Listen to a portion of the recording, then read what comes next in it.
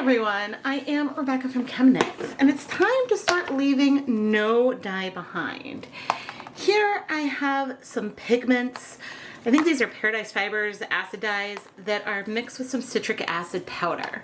Now this is all left over from my 2025 Black Friday colorway. And I don't think I'm going to use them all up right now, but I'm going to attempt to make a dent in them. And the yarn we're going to be using today is Knit Picks Swish DK yarn. This yarn is 100% superwash merino wool. This is my 4-inch deep full-size catering steam pan, and I'm going to start heating it up. I am on top of a gas burner, 2 gas burners here and here, and I'm going to bring over our dry yarn. Now, if you want to see more information about these dyes that I mixed up, I will link that Black Friday video down in the video description, so that way you can go see the ratios of citric acid powder to dye powder that I had mixed. Now, I put a random amount of water in here, not really worrying too much about how much there is. I would say that we have at least 8 cups, maybe around 10 to 12, but it's not that important for us today. The more important thing is that we have enough water in here to get good coverage on our yarn, and so it's going to allow our yarn to float a little bit instead of just like all being squished together. And the final thing means I'm not worried about the yarn scorching because there's plenty of liquid in here. Now, as we heat everything up, I want to give a few safety reminders. All of the tools and equipment that I am using here are dedicated for dyeing yarn and are never used for the preparation of food. And when I bring those powders over and remove the lids, I will be wearing a respirator mask, my deluxe rubber respirator mask, safety glasses and gloves, to prevent the inhalation of any powders, anything getting in my eyes, and things like that. And so let's wait for things to finish heating up. The final note is I have not added any acid in here, but we have citric acid mixed in with our dyes. And so I think very quickly that'll decrease the pH. So that way the dyes will strike to the yarn. But they're also going to spread. We're fine with all of that. I just want to create something, I don't know, we'll see where these colors bring us.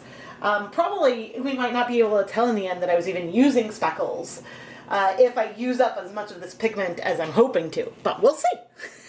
I knew I picked very blue zip ties for this, but I think we're seeing some color spread from these ones. Well, good thing one of the colors is a blue. Normally I only pick zip ties that will kind of match the color I'm going to dye, and I wouldn't use something this dark unless I was going to do a dark color. So I'm not that worried about it, but I do kind of hold colors like this on hand. I've seen some color bleed happen from like a pre-soak, but I haven't ever observed it in a pan. Of course, it has been a while since I started heating this up that things have been sitting here, so that may factor in. Now, I believe the colors we have include, oh, that's my teal. Well, okay, the teal is going to go right there then. Or is that the blue?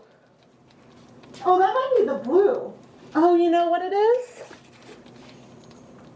Here's the green. See, I'm going kind of heavy, but you can see the different texture of the different pigments and how that one is just going more down. This one separates from the citric acid instead of coating it a little bit. Here's our brown, which I'm going like heavyish. I know that these colors are going to spread some, but I'm okay also if it is a little bit speckly like what we have up there. And then the final color is our orange, which can overlap the brown a little bit. I said that I wanted to do what these colors are doing, but the only one I'm going to come in for and work through is this green, which is a lot more of a teal color, because that's the one I have the least of anyway. And if this is what that color is going to do, then let's lean in and try to get this dark color in this area. Now, I need to remember, I didn't put any acid in, right? I was very curious about what was going to happen. And yes, we have citric acid that are in with some of these colors, but maybe not as much over with the greens. Let's do 2, 3,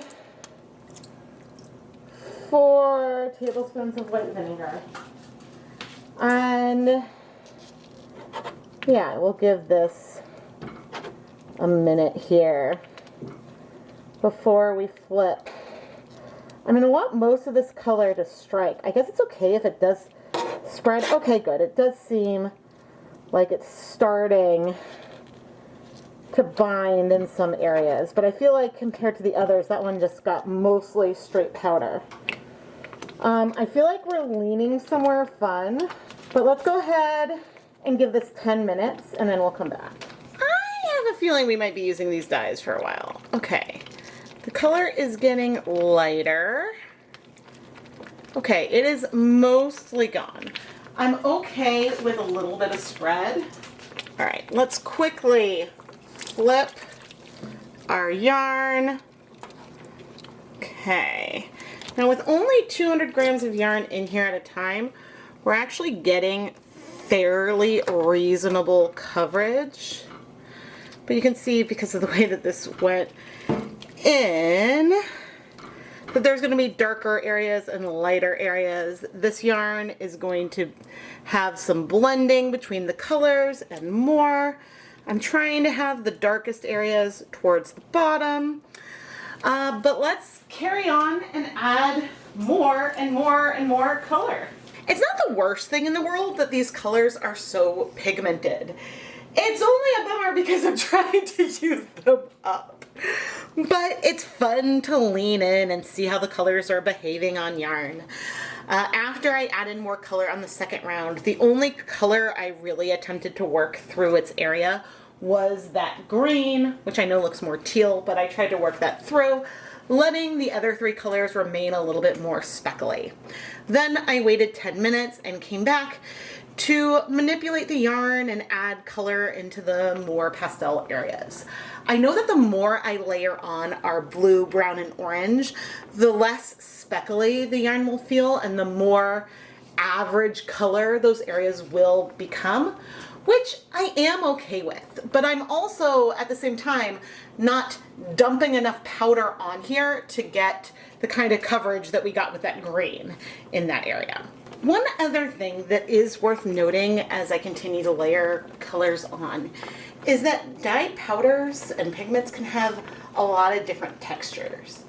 There are some where the texture of the dyed powder is super fine, and while there's no moisture in any of it, I call it dry because it almost acts a little bit very sand-like, and it does not stick as well to like gloves, or in this case it clearly did not stick well and coat the citric acid powder that I was using.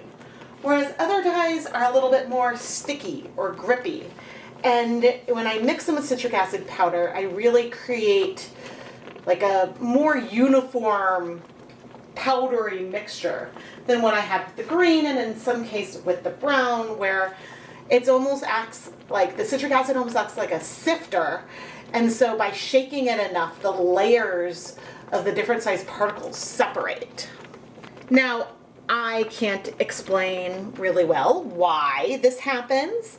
And it's not that it is a huge problem or anything either. It's just an observation. And so it's possible you'll have something that comes up like this, where you want to mix a dye with citric acid to create speckles, and it just does not work as well as other colors. And I don't have a good explanation for it. I have barely made a dent in these dyes. Like, there's still a lot of each color left. And this tool tells me that I'm going to be able to dye a lot of yarn with these. And you know, that's just going to have to happen another day. Maybe we'll end up doing more tonals with them. If you have any suggestions of things you'd like to see, let me know. Although by the time this video comes out, I may have already used it up. Thankfully, this is a color combination that is quite beautiful. And so I'm really happy with what we have. But now, it's been 10 minutes since I last added color. I'm gonna leave the heat on low, set a timer for 20 minutes, and then we'll be back. Okay, it has been 20 minutes, and I just ripped my glove. Ah! Although, of course, now I have the glove on the hand that is using the tongs, so that was a little silly, but I'm going to set this yarn aside to cool so then we can wash it. Let's wash our yarn. I have a feeling it might bleed, but it's always hard to know for sure. I know that getting one of these colors, actually it might not be bad, getting one of these colors out of the pan was a little bit of a pain.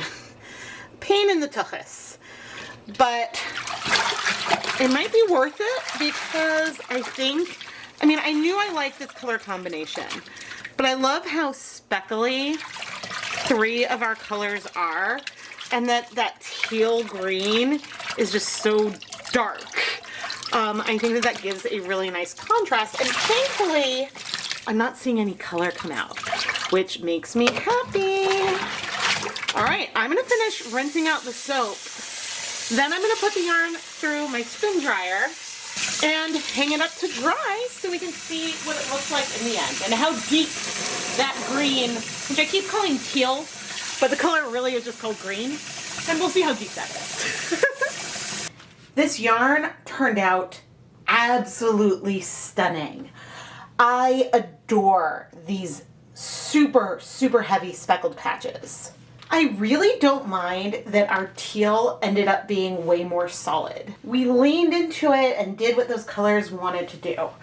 I do think that a colorway with just the blue, the brown, and the orange would be really pretty and fun, but I'm also just really happy with where we ended up here today. Sometimes you can try to adjust your technique and things to get the effect that you want on the yarn. And other times it's fun to wait and look and see what the colors are doing on the yarn, and then transition your project from there.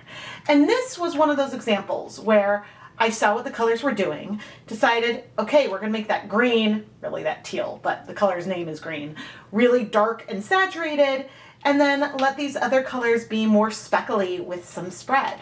And I think that if I'd wanted this green color to be more speckly, in this particular circumstance, that would have been tricky.